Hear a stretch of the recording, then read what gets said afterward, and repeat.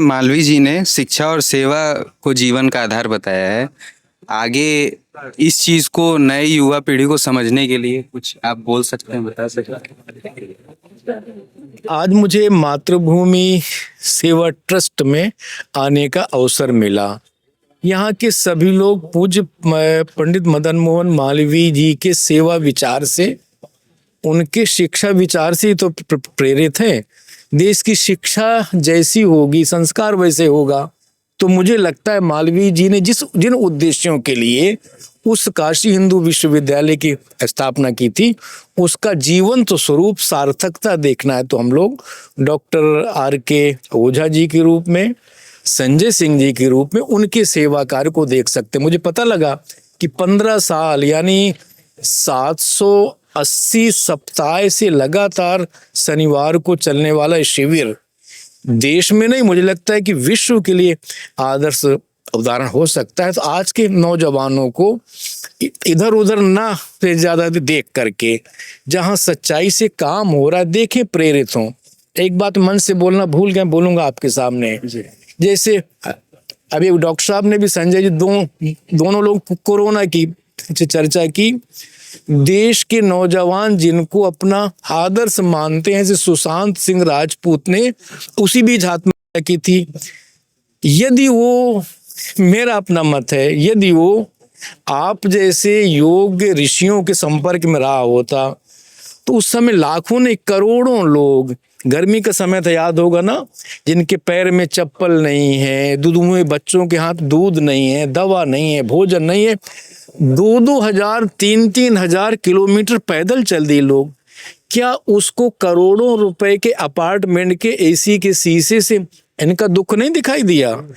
इनका कष्ट अपनी माँ के जिस जन्म दिया है उसको आंसू नहीं दिखाई दिया? सोचो कि अपनी बहन का जो प्रतिवर्ष राखी बांधती उन्हें दिखाई दी, दादा दादी नाना नहीं दिखाई दिया, या हमारे भारत नहीं दिखाई दे पूरा? मेरा दुख, मैं बड़ा कष्ट में हूं। नहीं भैया, ये संजय जी, डॉक्टर R.K. ओझा जी की पूरी टीम, ये सीखने के लिए नौजवानों को, मेरे सुशांत राजपूत से कुछ मत सीखो, सीखना इनसे सीखो। उस दुख के समय भी, कष्ट के समय भी मुझे कुछ भी हो सकता है, मुझे भी कुछ भी भगवान कर सकता है, सब छोड़ करके लोगों का दुख दिखाई दिया। इसलिए दूसरे का दुख जो देखते हैं उनको अपने दुख कहाँ, इसलिए लोग हमेशा प्रसन्न रहते हैं और आयु में भी समाज का सम्मान भी मिलेगा, यश मिले, कीर्ति मिलेगा। और आध्यात्मिक जिसे कहते हैं, भारत का जो मूल गुण है त्याग और सेवा, भारत के राष्ट्रीय आदर्श हैं, स्वामी विवेकानंद जिसको कहते हैं, उसी आदर्शों पर चलने का अगर अभ्यास होगा तो सब जगह सुख ही सुख दिखाई देगा। आपके हिसाब से समाज सेवा में सबसे बड़ी चुनौती आज के?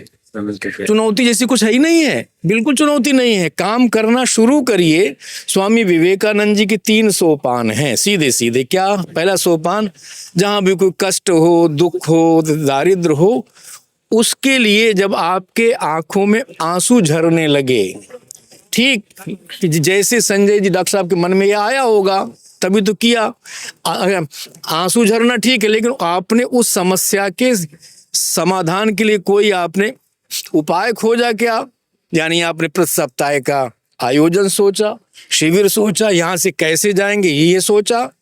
फिर तीसरी बात के स्वामी जी ने महत्वपूर्ण है कि ऐसे किसी शुभ प्रयास के लिए जब आपके घर के लोग, परिवार के लोग, पत्नी, बच्चे, मित्र, समाज के लोग आप पर आरोप लगाने लगे, झूठा है, फ्रॉड है, क्या क्या, समझिए तीसरा सोपान। जब आपने 3 सोपान पूरा कर लिए तो परमपिता परमेश्वर स्वयं आपके साथ। बस, लेकिन धैर्य मत खो, बिना धैर्य खोए, बिना पद, प्रतिष्ठा, पुरस्कार, पैसा, पद और ये पहचान, पहुंच, प्रशंसा, इसके लिए काम करेंगे तो फ्रस्ट्रेशन होगा। इसके लिए काम मत करो, केवल अपने आनंद के लिए काम करो। इस कैंप में आए हुए जो अति सम्मानित अतिथिगण हैं, जो हमारे परम पूज्य, हमारे मरीज लोग हैं, जो लोग यहाँ पर आए हुए हैं और जिन्होंने हमें सेवा का अवसर दिया है, हम आपको बहुत बहुत धन्यवाद देते हैं कि आप लोगों ने आरके नेत्रालय और डॉक्टर आरके ओझा और उनके सभी सहयोगियों को सेवा का अवसर दिया आपने, जो हमारे ऊपर भरोसा किया है।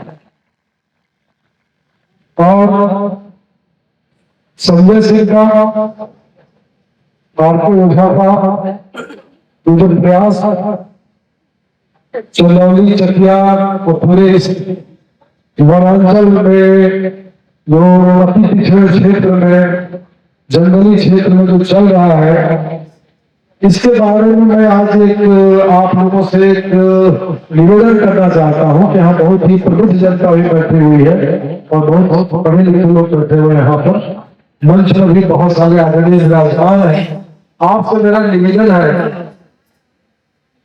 कि आपके क्षेत्र में लगातार 15 सालों से हर हफ्ते अगर मृत चिकित्सा की जा रही है और जो दुखी लोग हैं, जो आर्थिक रूप से कमजोर लोग हैं, उनकी चिकित्सा की जा रही है, उनका ऑपरेशन किया जा रहा है, ऑपरेशन के बारे में उनकी देखभाल की जा रही है, तो ये इस क्षेत्र के लिए गौरव का विषय बनना चाहिए। और ये गौरव का विषय तभी बनेगा जब आप सभी लोग मिल करके इसके बारे में लिखें। जो भी लिख सकता है, क्योंकि आप लिखेंगे नहीं तो कोई किसी के पढ़ने के लिए कल कुछ रहेगा नहीं। और जब ये सच है ना, ये सत्य है कि 15 साल से हर हफ्ते लगातार अनवरत रूप से होली, दिवाली, दशहरा, ईद, बकरीद सब छोड़ते हुए हर हफ्ते कैंप रखता है। ज्यादा गर्मी, बरसात, कोहरा हो रहा है, कितना भी होता है, सब में कैंप रखता है। तो कहानी तो बननी चाहिए, इतिहास को लिखा जाना चाहिए।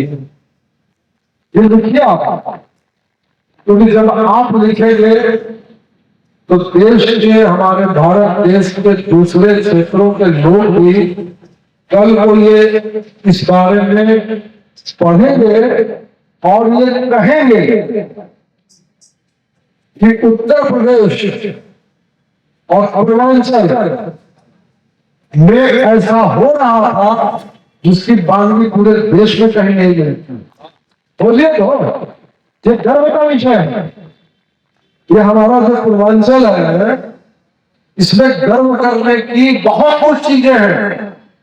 हमारे पूर्वज और हम लोगों को गौरवान्वित होना चाहिए। हमको अपने ऊपर गर्व करना सीखना चाहिए, जानना चाहिए कि हमारी भी कुछ हस्ती बनती है। खोजिए इस चीज को, ढूंढिए इस चीज को कि कहाँ पूरी दुनिया में हर हफ्ते सुदूर गांव में जाकर के,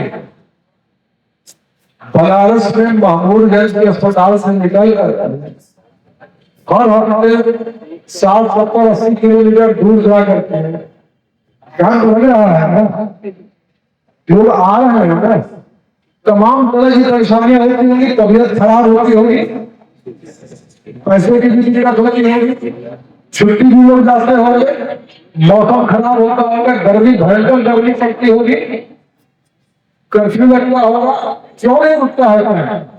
ये इस पूर्वांचल की जनता का, इस पूर्वांचल के जो पूर्वांचल का जो जीन है, जो पूर्वांचल का जो जिज्ञासा, जो यहाँ का जो संस्कृति है, जो यहाँ की जनता का जो दम है, वो ये दम है जो ये कराता है।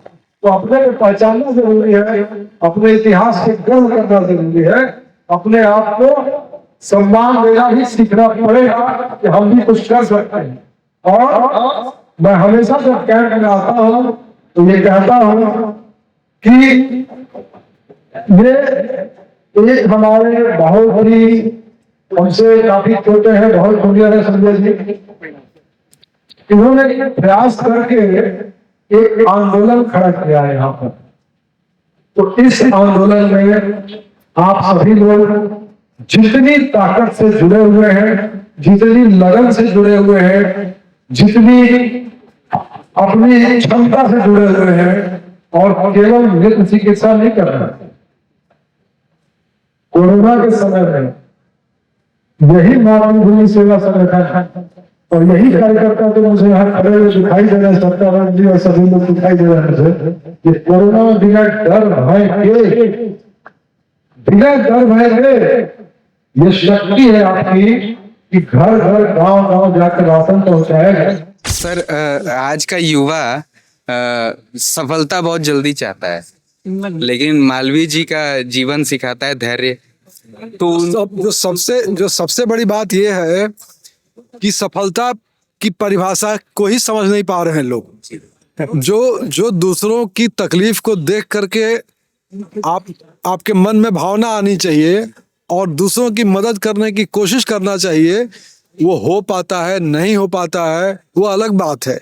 लेकिन बहुत बड़ी बात है कि आपको आज के युवा को जो एंजाइटी की प्रॉब्लम है, डिप्रेशन की प्रॉब्लम है, जो ड्रग्स के लिए लोग घूमते रहते हैं, उसके पीछे कारण यही है कि मैं और मैं, वो मैं नहीं होना चाहिए, ये हम और हम होना चाहिए। और तब आपको दिखाई देगा कि दुखी तो बहुत लोग हैं इस दुनिया में, आपसे बहुत दुखी लोग हैं। आपका जो दुख है वो कुछ नहीं है। सुशांत सिंह राजपूत को कोई कष्ट जो था उनसे 1000 गुना कष्ट के लोग ताव से जिंदगी जी रहे हैं। तो युवा को ताव से जीने की जरूरत है। सब कुछ है यहाँ पर जो है। आपका आशीर्वाद हमको मिल रहा है, ये हमारे लिए बहुत बड़ी चीज है। और इस पूर्वांचल के लिए हम लोगों ने और भी चीजें कोशिश की है। इस क्षेत्र के लिए हम लोग कोशिश करेंगे कि रोजगार के अवसर भी प्रदान करने के रास्ते निकाले जाए। ये संजय जी के नेतृत्व में ये काम भी होगा कि रोजगार के लिए अवसर कुछ न कुछ हम लोग खोजने की कोशिश करेंगे। रोजगार कैंप लगाने का भी हम लोग प्रयास करेंगे, तो रोजगार कैंप भी लगाए जाए और स्किल जो एनहांसमेंट है उसके लिए भी हम लोग इसके लिए आगे चलने के प्रयास करेंगे। सर ने अपने स्पीच में बताया कि जैसे रोजगार के लिए भी अब आगे आप लोग कुछ करने वाले, तो कुछ बता सकते हैं क्या? देखिए, अब सर ने बताया है तो सर के कथनी और करनी में अंतर नहीं होता है। एक जब से हम लोगों से जुड़ाव है और महामना के मंदिर से निकल करके जिस तरीके से आदरणीय डॉक्टर R.K. ओझा सर ने काम किया है वो प्रमाणिक है। और जो उन्होंने अपने मुंह से कह दिया उसको करके दिखाएंगे। और इस निराश्रित क्षेत्र में, इस नक्सल प्रभावित क्षेत्र में, जबकि बहुत ही यहाँ पे गरीबी है, बहुत ही नौगढ़ में तो भूख से भी मरने वाले लोग, और वहाँ पे कुपोषण की इतनी भयावह समस्या थी जिसमें डॉक्टर साहब के प्रयास से हम लोगों ने कुपोषित बच्चों का भी बीड़ा उठाया था जिसको दूर करने का। और कम से कम 2 साल लगे, जिसमें 6 कुंटल देसी घी के लड्डू और 6 कुंटल पूरे देसी घी 1-1 किलो एक परिवारों को, और हॉर्लिक्स, बॉर्नविटा और कितना कंप्लांट सब आदरणीय डॉक्टर साहब के सहयोग से उनको बांटा गया और उनको कुपोषण दूर किया गया। और पहली बार जिलाधिकारी ने मुहर लगाई कि नहीं, आप लोगों के सत प्रयास से नौगढ़ का कुपोषण, जो कोई कुपोषण का शिकार हो जाता है तो सभ्य समाज के ऊपर एक बदनुमा दाग लग जाता है। तो आदरणीय डॉक्टर साहब के सहयोग से ऐसा सब कुछ भी हुआ। तो आशा ही नहीं बल्कि पूर्ण उम्मीद है कि आने वाले दिन में भी एक अच्छा अवसर आएगा और इन गरीबों, इन बेसहारों, जो एक उम्मीद लगा करके हम लोग टकटकी लगा करके, ऐसे महापुरुष है, ऐसे ऋषि जो आज हम लोगों के बीच में पधारे हैं, उनका लगातार सानिध्य आशीर्वाद मिलता रहेगा।